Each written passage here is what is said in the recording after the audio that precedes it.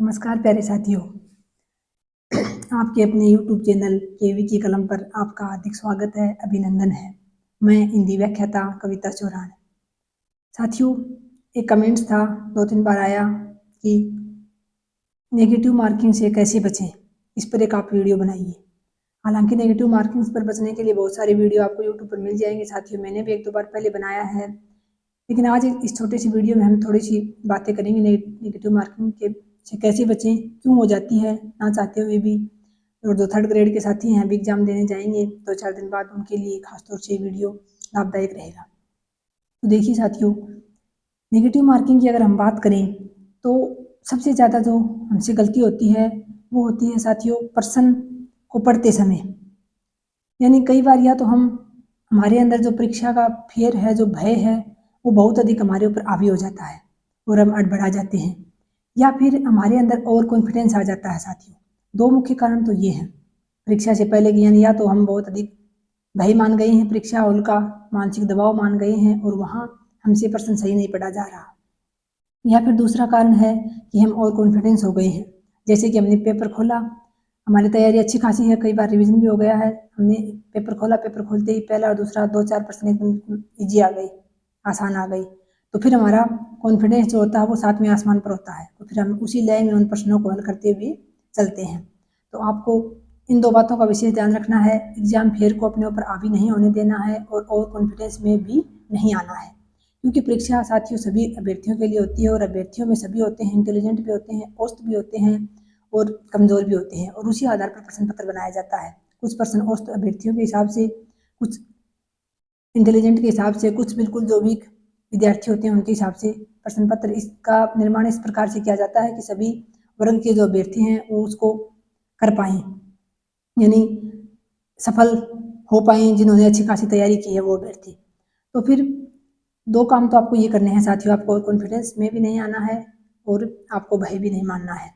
फिर अगला जो मुख्य कारण है वो है साथियों, जैसे हम प्रश्न पढ़ते हैं तो हम प्रश्न को कई बार अच्छे से नहीं पढ़ते, वहाँ हमसे गलती हो जाती है।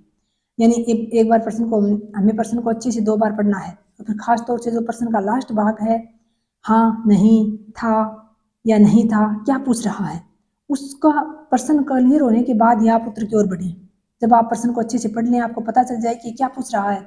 जैसे हाँ पूछ रहा तो आप हाँ पे थोड़ा सा टिक कर लीजिए, नहीं पूछ रहा तो थोड़ा सा नहीं पे फोकस कर लीजिए, और उसके बाद आप उसके उत्तरों को पढ़िए। फिर उत्तरों को भी ऐसे नहीं है कि आपको प्रश्न बिल्कुल ईजी लगा और आप पहला ही प्रश्न, जैसे जो ऑप्शन मिला आपको वो उस जिले का नाम मिल गया, यानी कोई भी सभ्यता का नाम या कोई भी कुछ पूछ रखा है, तो आपने फटाक से वो लगाया और बाकी के आपने 3 ऑप्शन ही नहीं देखे। हो सकता है अगला ऑप्शन, उसने चौथा ऑप्शन उसी की प्रॉपर जगह का नाम दे रखा हो, किसी स्थान का विशेष का कुछ पूछ रखा हो, लेकिन आपको पहला ही उसका जिले का नाम मिल जाए तो आप वहीं पर और कॉन्फिडेंस में उसको निशान लगा देते हैं। तो ऐसी गलती करने से बचें, चारों ऑप्शनों को अच्छे से पढ़ें। ये एक बात रही साथियों। उसके बाद कई बार जैसे जो नए अभ्यर्थी होते हैं या जो पुराने होते हैं, वो गड़बड़ाहट में कई बार हमसे जो पेपर का जो गोली भरने का जो सीरीज है एक, वो हमसे कई बार गड़बड़ हो जाती है।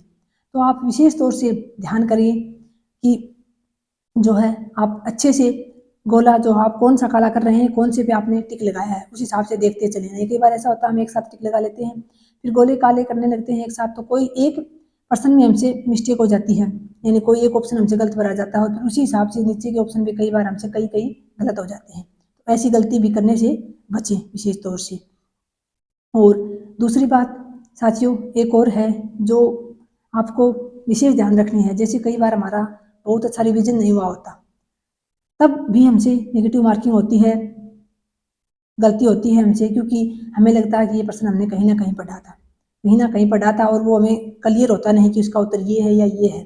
तो इस प्रश्नों में या तो आपको चारों ऑप्शनों में से जो सबसे पहले आपका जो उत्तर आपके मस्तिष्क में कौंधा है उसी पर निशान लगाएं, बाद में उस पर पुनर्विचार ना करें। अगर पुनर्विचार करेंगे तो फिर कोई दूसरा ऑप्शन आपको नजर आएगा। अगर आपको क्लियर याद नहीं है तो जो आपको पहले ही आपके मस्तिष्क में पहला जो प्रश्न आया है, पहला जो उत्तर आया है वही कर दें, उस पर ज़्यादा फिर बार बार ना जाएं उस प्रश्न पर, या फिर आप उस प्रश्न को छोड़ दें साथियों। और एक और जो सबसे बड़ी गलती हम करते हैं एग्जाम हॉल में, वो होता है साथियों हमारा लालच। तो लालच से बचना है हमें। हम बचपन से सुनते आए हैं कि लालच बुरी बला है। हम क्या करते हैं कि हमें प्रश्न आ नहीं रहे होते, लेकिन फिर भी हम जो है लास्ट टाइम में ये सोचते हैं कि 2-4 तो तुक्के लगा ही देते हैं, सही होते हैं। कुछ हम पहले तैयारी करते हैं, तब जैसे कोई टेस्ट वगैरह देते हैं तो वहाँ हम तुक्का लगा लेते हैं, कई बार हमें प्रश्न नहीं आता तब, और वो तुक्का हमारा सही हो जाता है। ये साथियों बहुत अभ्यर्थियों के साथ होता है, मेरे साथ भी हुआ था, सबके साथ होता है कि जब हम कोई टेस्ट दे रहे होते हैं, वहाँ हम तुक्का लगाते हैं, वो तुक्का हमारा 100% सही रहता है। फिर क्या होता है, हमारा और कॉन्फिडेंस हमें कॉन्फिडेंस आ जाता है कि हाँ, हमारा तुक्का सही चला जाता है, और फिर वही गलती हम एग्जाम में करते हैं। और एग्जाम में साथियों ऐसे लगाया हुआ तुक्का 80 से 90% गलत होने के चांस होते हैं। बहुत कम चांस ऐसे होते हैं कि आपका वो तुक्का सही हो। तो तुक्का लगाने से बचें साथियों। जितनी आपकी तैयारी है उस हिसाब से आप अपने पेपर को अटेम्प्ट कीजिए। पहले प्रश्नों को अच्छे से पढ़िए, बहुत अच्छी प्रकार से, उसके बाद उत्तरों को पढ़िए। फिर आप जो है अच्छे से प्रत्येक चारों ऑप्शनों को अच्छे से पढ़िए, और उसके बाद आप टिक लगाते हुए चलिए। जो प्रश्न आपको एक बार में आ रहे हैं वो एक बार में करते हुए चलिए। उसके बाद दोबारा प्रश्नों को अच्छे से पढ़िए।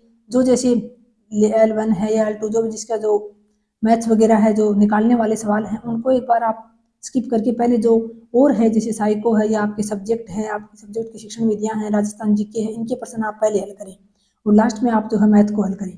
क्योंकि शुरुआत में आप एक बार मैथ में उलझ जाओगे तो फिर उनसे बाहर नहीं निकल पाओगे, समय का आपके पास अभाव हो जाएगा।